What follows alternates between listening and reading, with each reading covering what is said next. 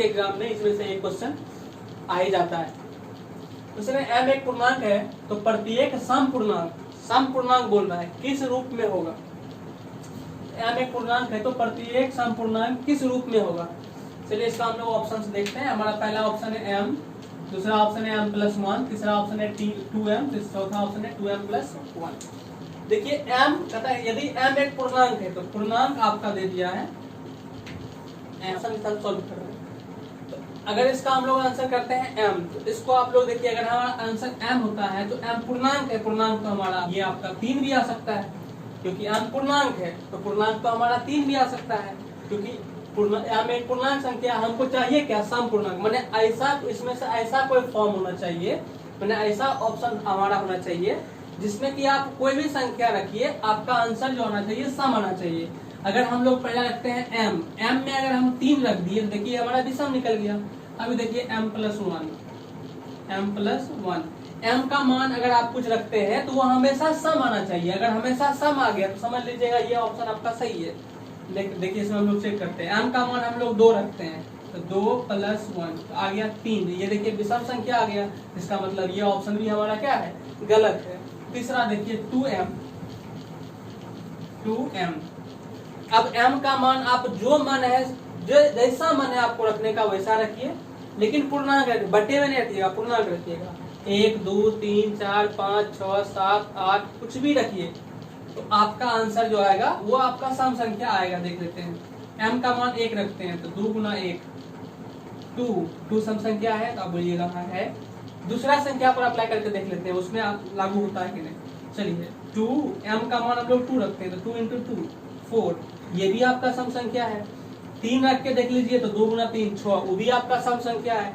4 रख के देख लीजिए 2 × 4 8, वो भी आपका सम संख्या है। माने कि हर एक संख्या पे वो बात लागू होना चाहिए। आप इसमें 100 रख लीजिए, 100 × 2 200 हो जाएगा, 200 भी 2 से कटता है तो वो आप अभी देखिए इसमें आपका अगर हम यहाँ पे 3 रखते हैं तो 3+1 ये आपका 4 आया था, ये सम संख्या बन जाता है। लेकिन सब संख्या के लिए लागू होना चाहिए, ऐसा नहीं किसी एक संख्या के लिए लागू हो गया तो वो हमारा आंसर बन जाएगा, नहीं। अभी 3 के लिए तो लागू हो गया लेकिन 2 के लिए लागू नहीं होता है। लेकिन इसमें देखिए 1 2 3 4 5 6 7 8 जो आपको रखना है रख लीजिए, उस पर आपको लागू हो जाएगा। तो ये आपका आंसर यहाँ से निकल के आता है। अब चौथा ऑप्शन भी आप चेक कर लीजिए तसल्ली के लिए कि हमारा कहीं वो भी तो सही नहीं हो जाए। 2m+1 इसमें आप रख के देखिए m का मान 1 रखते हैं तो 2 × 1 + 1, ये देखिए 2 × 1 2 + 1 3, ये आपका तो विषम निकल गया लेकिन आना क्या चाहिए सम, तो ये ऑप्शन भी आपका गलत है। तो यहाँ से हमारा आंसर निकल के आता है 2m। नेक्स्ट देखिए यदि q एक पूर्णांक है, m के बदला यहाँ पे 2 दिया, सेम सवाल है, m के बदला यहाँ पे 2 दे दिया। यदि q एक पूर्णांक है तो प्रत्येक विषम पूर्णांक किस रूप में होना चाहिए। अब की बार जो निकलना चाहिए वो विषम संख्या निकलना चाहिए। यहाँ पे देख लेते हैं हम लोग, पहला है q के रूप में, तो बोल रहा है q के रूप में होगा। q के रूप में माने q आप कुछ भी कोई भी पूर्णांक लीजिए वो आपका विषम आना चाहिए। तो हम लोग मान लेते हैं 2, क्या विषम है क्योंकि 2 तो पूर्णांक है। कोई भी पूर्णांक ले लेते हैं तो 2 हमने मान लिया है तो 2 तो आपका विषम है, तो आप बोलिएगा नहीं है, तो इसका मतलब ये ऑप्शन हमारा गलत है। समझ में नहीं आ रहा होगा, हमको पता है, तो हाई लेवल का क्वेश्चन है, मतलब लैंग्वेज वाला क्वेश्चन है, फिर भी समझने की कोशिश करना।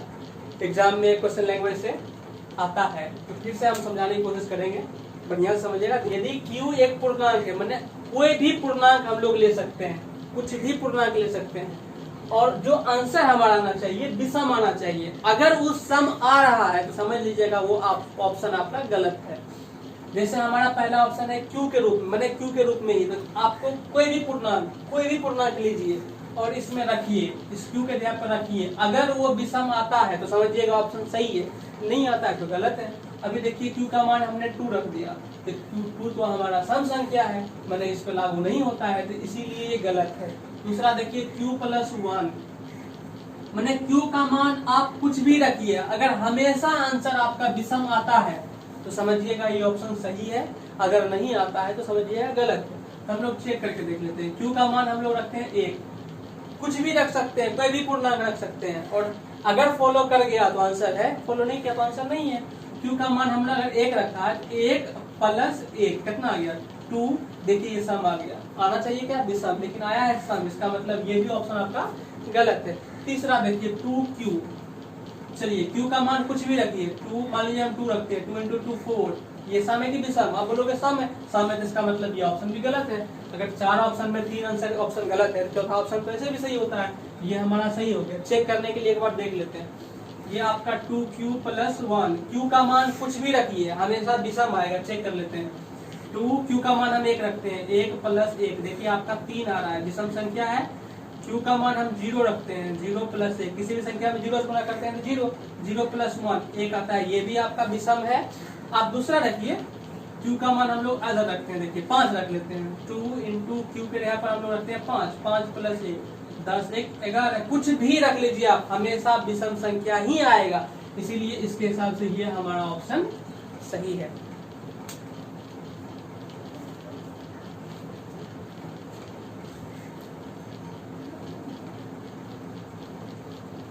वीडियो है। चलिए हम लोग देखते हैं, यदि n स्क्वायर माइनस 1 8 से विभाजित हो, मैंने n स्क्वायर माइनस 1 एक संख्या है और विभाजित होता है 8 से, मैंने 8 से वो पूरा विभाजित हो जाता है, मैंने कट जाता है, शेष कुछ नहीं बचता है। तो n जो है, मैंने ये n का मान क्या चीज है? एक पूर्णांक है या एक प्राकृतिक संख्या है या एक विषम संख्या है, एक समपूर्णांक है? चेक करते हैं। पूर्णांक माने, पूर्णांक का मतलब कुछ भी रखिए आप, कुछ भी रखिए, माइनस वाला रखिए, प्लस रखिए, 0 रखिए। तो हम लोग एक बार चेक करते हैं, पूर्णांक में हम लोग 0 रख के देखते हैं, 0 भी पूर्णांक है तो 0 रख के देखते हैं। 0 का स्क्वायर माइनस 1/8, माने ये कटना चाहिए, अगर कटता है तो समझिएगा ऑप्शन सही है, नहीं कटता है तो समझिएगा गलत है। तो 0 का स्क्वायर 0, 0 में से घटाएंगे तो -1/8, क्या 8 से -1 कटेगा, विभाजित होगा? आप बोलिएगा नहीं होगा, तो इसका मतलब ये ऑप्शन हमारा गलत है। नेक्स्ट आते हैं प्राकृतिक संख्या, कोई भी प्राकृतिक संख्या रख के देखिए। चलिए प्राकृतिक संख्या कुछ भी रखिए, 2 रखते हैं, 2 का स्क्वायर माइनस 1/8, 2 का स्क्वायर 4, 4 माइनस 1 3/8, ये तो 3, 8 से कटता ही नहीं है, इसका मतलब ये भी ऑप्शन हमारा क्या है? गलत है। अगर आपको और बड़ा रखना है तो और बड़ा भी रख के चेक कर सकते हैं। चलिए नेक्स्ट हम लोग तीसरा ऑप्शन देखते हैं, विषम पूर्णांक, मैंने ऐसी यहाँ जो पूर्णांक लीजिएगा आप वो विषम संख्या में लीजिएगा, सम संख्या में नहीं, विषम संख्या में। चलिए हम लोग स्टार्ट करते हैं, विषम संख्या में लेके देखते हैं। चलिए 3 लेते हैं, n का मान हम लोग 3 रखते हैं, देखिए 3 का स्क्वायर माइनस 1, 3 का स्क्वायर 9, चलिए 3 का स्क्वायर माइनस 1/8, 3 का स्क्वायर 9, 9 में से 1 दे दिया 8, 8/8, ये तो कट जाता है, विभाजित हो गया ना, लगता है ये सही है। चलिए एक बार और आगे बढ़ते हैं, चेक कर लेते हैं, दूसरा विषम संख्या रख लेते हैं। चलिए 3 के बदले हम लोग 5 रखते हैं, देखिए तो n की जगह पर 5 रखते हैं, 5 का स्क्वायर माइनस 1/8, 5 का स्क्वायर 25, 25 माइनस 1 24, 24/8, अरे ये क्या, ये भी कट गया, लगता है यही है। एक बार और से चेक करते हैं, अगला n की जगह पर 7 रख लेते हैं। चलिए देख लेते हैं, 7 का स्क्वायर माइनस 1/8, 7 का स्क्वायर 49, 49 माइनस 1 48, 48/8, ये कट गया। इसका मतलब है कि ये हमारा आंसर सही है। यहाँ पे जैसे ये क्वेश्चन आएगा तो इसका आंसर होगा n एक विषम पूर्णांक है, ये 2 साल पहले मैट्रिक में पूछा गया क्वेश्चन। नेक्स्ट देखते हैं अगला क्वेश्चन, कि एक परिमेय संख्या तथा अपरिमेय संख्या का गुणनफल, मैंने एक परिमेय संख्या लीजिए और एक अपरिमेय संख्या लीजिए, उसको आपस में गुना कीजिए, गुना करने के बाद उसका जो रिजल्ट आता है वो कौन सी संख्या होती है, वही पूछ रहा है। तो एक परिमेय संख्या आप कुछ भी बोल दीजिए, चलिए एक परिमेय संख्या आप लोग बोलते हैं 8, और एक अपरिमेय संख्या बोलिए, अपरिमेय संख्या मानते हैं √3। जब आप इसको दोनों को गुना कीजिएगा तो ये आपका आएगा 8√3, 8√3। तो ये आपका कौन संख्या है? तो आप बोलोगे सीधी सी बात है, ये एक अपरिमेय संख्या है, ये आपका हो गया अपरिमेय। तो कहने का मतलब एक परिमेय संख्या तथा एक अपरिमेय संख्या का गुणनफल हमेशा एक अपरिमेय संख्या होता है। लेकिन एक कंडीशन ऐसा होता है जिसमें एक परिमेय संख्या का गुणनफल, एक परिमेय संख्या और एक अपरिमेय संख्या का गुणनफल परिमेय संख्या हो जाता है। दिखाते हैं, सवाल थोड़ा सा आधा है, सवाल पूरा कब होगा? जब होगा कि जबकि क्वेश्चन आएगा जीरो को छोड़कर, जीरो को छोड़कर। जीरो एक परिमेय संख्या है। देखिए जीरो को छोड़कर किस लिए बोला, क्योंकि जीरो से जैसे आप किसे गुना कीजिएगा तो वो परिमेय निकल जाएगा, क्योंकि जीरो एक परिमेय संख्या है। जैसे बोलेगा जीरो कौन सी संख्या है, परिमेय या अपरिमेय, तो जीरो एक परिमेय संख्या है।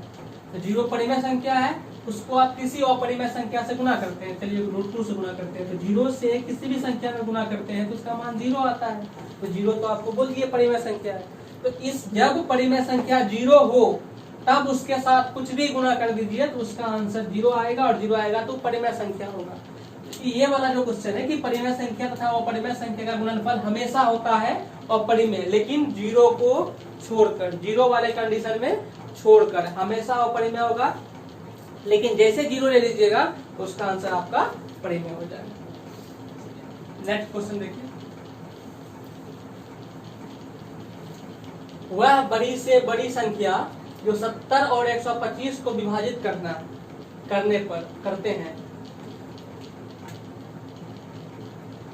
करने पर क्रमशः से 5 था 8 शेष बचाता है। कहने का मतलब एक ऐसा बड़ा से बड़ा संख्या है, मान लीजिए बड़ा से बड़ा संख्या x है, ठीक है, और वो किसको भाग देता है, 70 को भी भाग देता है, और वही x 125 को भी भाग देता है। जब वो 70 को भाग देता है तो शेष आपका 5 बचता है। जब वो 125 को भाग देता है तो शेष आपका 8 बचता है। ऐसा सवाल जैसे एग्जाम में आ जाए तो सबसे पहले आप क्या कीजिएगा, जो शेष बचे ना वो उसमें से घटा दीजिए। जैसे 70 वाला क्रमशः का मतलब होता है क्रम के अनुसार, मतलब पहला वाला का, दूसरा वाला का। 70 के लिए 5, 125 के लिए 8। तो जैसे ये शेष वाला सवाल आ जाएगा तो आप क्या कीजिएगा, संख्या में से शेष घटा दीजिए।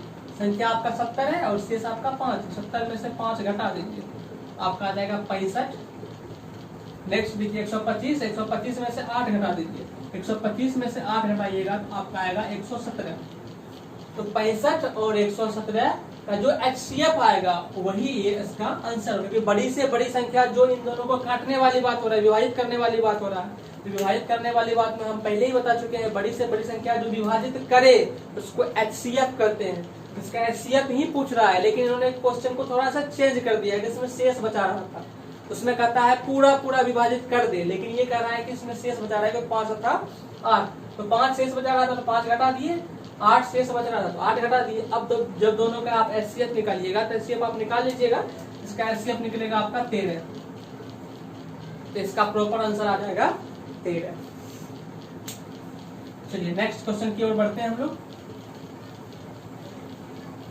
देखिए जीरो सम संख्या है या विषम संख्या, सिंपल से क्वेश्चन है। जीरो सम संख्या है या विषम संख्या। सम संख्या किसे कहते हैं, वैसी संख्या जो 2 से पूरा विभाजित हो जाए, और विषम संख्या कहते हैं जो 2 से पूरा विभाजित नहीं होता है। तो जीरो को आप भाग दीजिए 2 से, क्योंकि सम संख्या चेक करने के लिए तो 2 ही से भाग देते हैं। तो जीरो में 2 से भाग दीजिए। अगर जीरो में 2 से भाग लग जाता है तो समझ लीजिए सम संख्या है, नहीं लगता है तो विषम संख्या। तो आप चेक कीजिए लगता है कि नहीं लगता। आप मुझे लगता है तो सम संख्या कैसे लगता है, देखिए 0 यहाँ पे 2, यहाँ पे ऐसा कोई संख्या बोलिए जो 0 से भाग, मतलब गुना, जिसको इसमें गुना करे तो 0 आ जाए। तो आप बोलिएगा ऐसा संख्या है तो क्या है 0। तो जब 2 गुना 0 कीजिएगा तो आपका 0 आ जाएगा और शेष आपका 0 आ जाएगा। इसीलिए इसका आंसर आपका होगा सम संख्या। 0 एक सम संख्या है। नेक्स्ट, 0 भाज्य संख्या है या अभाज्य संख्या। 0 भाज्य संख्या है या अभाज्य संख्या। इसका आंसर ऐसे आप जान लीजिए, 0 ना तो भाज्य संख्या है ना ही अभाज्य संख्या है। जैसे कल आपको बताए थे 1 ना तो भाज्य संख्या है ना तो अभाज्य संख्या है, उसी प्रकार 0 ना तो भाज्य संख्या है ना ही अभाज्य संख्या है। कैसे नहीं है, तो देखिए भाज्य संख्या होने के लिए कंडीशन होना चाहिए, अभाज्य संख्या होने के लिए कंडीशन होना चाहिए कि वो खुद से कटता हो, मैंने खुद से विभाजित होता हो। अगर खुद से मैंने 0 खुद से विभाजित होगा तो बटे में 0 आना चाहिए। और मैथ का रूल कहता है कि किसी भी संख्या के नीचे में 0 नहीं हो सकता। तो ये कंडीशन पालन ही नहीं करता है, इसीलिए ये हमारा ना तो भाज्य संख्या है ना तो अभाज्य संख्या। भाज्य हो या अभाज्य, दोनों संख्या खुद से कटता ही कटता है। और भाज्य संख्या में होता है कि खुद से और खुद से और स्वयं और एक से कटता है। और भाज्य संख्या में होता है कि खुद से और स्वयं के अलावा अन्य किसी संख्या से कटता है। तो इसको भाज्य या अभाज्य होने के लिए खुद से विभाजित होना चाहिए, लेकिन खुद से विभाजित होने के लिए इसको बटे में 0 करना पड़ेगा, और बटे में 0 मैथ में रूल ही नहीं है, इसीलिए यह ना तो भाज्य संख्या है और ना ही अभाज्य संख्या है। ये तो समझ में आ गया होगा। तो अगला वीडियो में हम लोग कल देखेंगे। एक क्वेश्चन इस टाइप का आता है, दर्शाएं कि 6q+1, 6q+3, 6q+5 विषम पूर्णांक के रूप में है। या फिर क्वेश्चन ये आता है कि दर्शाएं कि 2q एक सम पूर्णांक के रूप में तथा 2q+1 एक विषम पूर्णांक के रूप में होता है। इस टाइप का क्वेश्चन हम कल करेंगे। और कल आपका 1.1 खत्म हो जाएगा। आज एक टाइप का हो गया, कल आपका 1.1 लगभग खत्म हो जाएगा। कल आप लोगों को मतलब 12 क्वेश्चन दिए थे हम लोग, और 12 क्वेश्चन में आप लोग बनाए होंगे। तो एक बार चेक कर लेते हैं कि आप कितना सही बनाए कितना गलत बनाए, मिला लीजिएगा। देखिए पहला क्वेश्चन था सबसे छोटी प्राकृतिक संख्या। तो सबसे छोटी प्राकृतिक संख्या आपका कल बताए भी थे, सबसे छोटी प्राकृतिक संख्या आपका होता है 1, इसका आंसर होगा 1। दूसरा क्वेश्चन था सबसे छोटी पूर्ण संख्या, सबसे छोटी पूर्ण संख्या बताए थे, इसका आंसर होता है 0। तीसरा क्वेश्चन था 0 कौन सी संख्या है, 0 कौन सी संख्या है। तो 0 कौन सी संख्या है, जो पूर्ण संख्या लिखे हैं उसका भी सही है, जो पूर्णांक संख्या लिखे हैं उसका भी सही है, लेकिन 0 प्राकृतिक संख्या नहीं है। प्राकृतिक वाले का गलत है, पूर्ण वाला का भी सही है और पूर्णांक वाला का भी सही है। नेक्स्ट सबसे छोटी अभाज्य संख्या, कल आपको बताए थे सबसे छोटी अभाज्य संख्या। देखिए 0 से आपको बढ़ना है, 0 1 2 3 बढ़ना है, माइनस में नहीं आना। भाज्य अभाज्य माइनस में नहीं होता है, सिर्फ धनात्मक संख्या में ही होता है। ये नहीं सोचिएगा 0 से बड़ा तो -4 है, -4 में तो भाग लग जाता है। जैसे आपको बोलेंगे -4 में 2 से भाग देना है तो -2 बार में आप भाग दे दीजिएगा, बोलेगा 2 से तो कट गया है, तो सम संख्या मतलब भाज्य संख्या है, ऐसा कोई बात नहीं है। ये प्लस वाला में ही होता है, मतलब पॉजिटिव के लिए ही है ये सम और भाज्य अभाज्य, ठीक है। चलिए देखिए सबसे छोटी अभाज्य संख्या, सबसे छोटी अभाज्य संख्या पॉजिटिव संख्या 0 1, आपको आगे बढ़ा संख्या आपका आता है 2, क्योंकि 0 भी नहीं अभाज्य संख्या है और ना भाज्य संख्या, और 1 भी ना भाज्य संख्या ना ही अभाज्य संख्या है। सबसे छोटी सम संख्या, सबसे छोटी सम संख्या कल आपको बताए थे, सम संख्या मतलब 2 से कटने वाली संख्या। सबसे छोटी सम संख्या आपका आ जाएगा 0, सबसे छोटी सम संख्या आपका आ जाएगा 0, क्योंकि 0 में भी 2 से भाग लग जाता है। सबसे छोटी सम संख्या आपका आ जाएगा 0। नेक्स्ट सबसे छोटी विषम संख्या, सबसे छोटी विषम संख्या आपका आता है 1, सबसे छोटी विषम संख्या आपका आता है 1, ध्यान रखिएगा। 10 कौन सी संख्या है, 10 आपको जो पूछेगा, मान लीजिए प्राकृतिक भी बोल सकते हैं, पूर्णांक भी बोल सकते हैं, पूर्ण भी बोल सकते हैं, क्योंकि 10 तो गिनती की संख्या में भी आता है, 0 शामिल कर देंगे फिर भी आएगा, और माइनस से प्लस में तो पूर्णांक होता ही है। तो प्राकृतिक भी, पूर्ण भी और पूर्णांक जो लिखना है आप लिख सकते हैं, सब सही है। नेक्स्ट क्या सभी पूर्ण संख्या एक परिमेय संख्या होती है। तो कल आपको बताए थे जितना भी प्राकृतिक संख्या, पूर्ण संख्या, पूर्णांक संख्या, परिमेय भाज्य संख्या, अभाज्य संख्या, सम संख्या, विषम संख्या, ये सभी संख्या परिमेय संख्या होती है। तो यहाँ पे क्वेश्चन है क्या सभी पूर्णांक संख्या, पूर्ण संख्या एक परिमेय संख्या होती है, तो इसका आंसर बिल्कुल हाँ होती है। नेक्स्ट क्वेश्चन था कि यदि x एक परिमेय संख्या नहीं है, चलिए इस क्वेश्चन को देख लेते हैं। √9, √25, √15 और √36 आपको बोले थे कि क्वेश्चन है कि यदि x एक परिमेय संख्या नहीं है तो कौन सी संख्या है।